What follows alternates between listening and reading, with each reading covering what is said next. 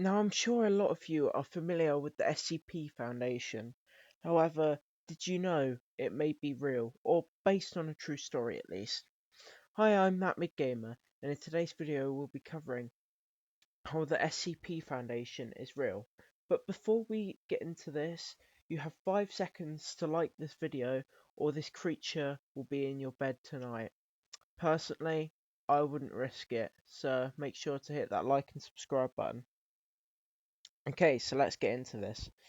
Now, if you're not aware, the SCP Foundation is basically a foundation created by people on the internet to sort of like document fictional like supernatural entities. It's obviously like the form we have on it, like the form we know it is clearly fake, and I'll give you a couple of reasons why. First of all, many people um can sort of edit it and create new ones, which is dead giveaway. And then the second one is, well, some of the entries are very goofy. If you get what I mean, they're very goofy, and yeah. However, it may be based on sort of like a true story, if you will. Like the way we know SCP Foundation now is fake, but there may be, well, maybe slightly real, if you get what I mean.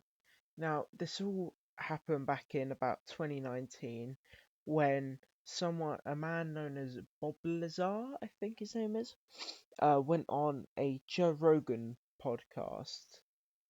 And I know what some of you guys are going to be saying. Oh, Joe Rogan podcast, it's not very trustworthy.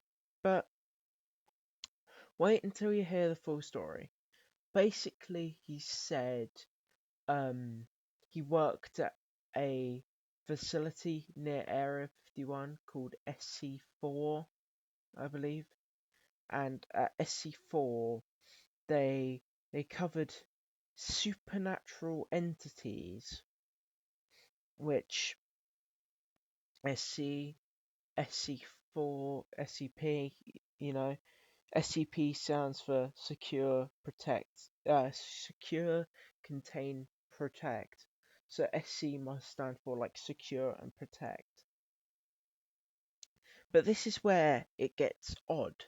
He also claims that they would operate in a Men in Black style fashion. And now, if any of you are familiar with the film Men in Black, you sort of know what I'm talking about. Which, as we get onto our second story, you'll understand that there may be some evidence to his claims, but I won't jump into that just yet.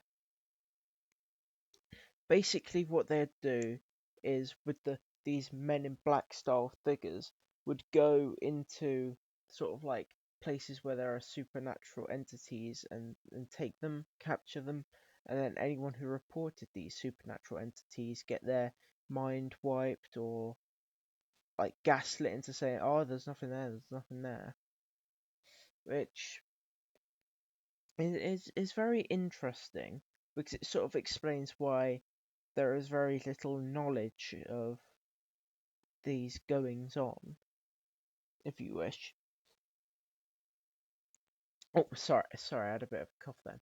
Um, Now, as we move on to our second story, you'll understand why I'm sort of like questioning, well, not questioning, but sort of like it's kind of like what are they doing, if you will? Because if you don't know, the most famous case of the Men in Black in real life um, was this bloke in the 1960s.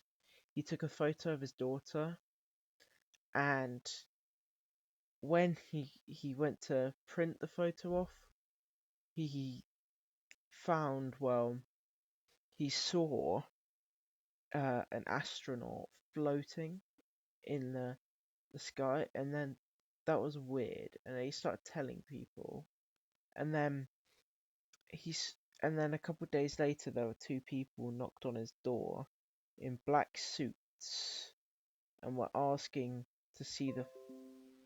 Oh, I just jumped. I got a Microsoft Store notification. And I just jumped.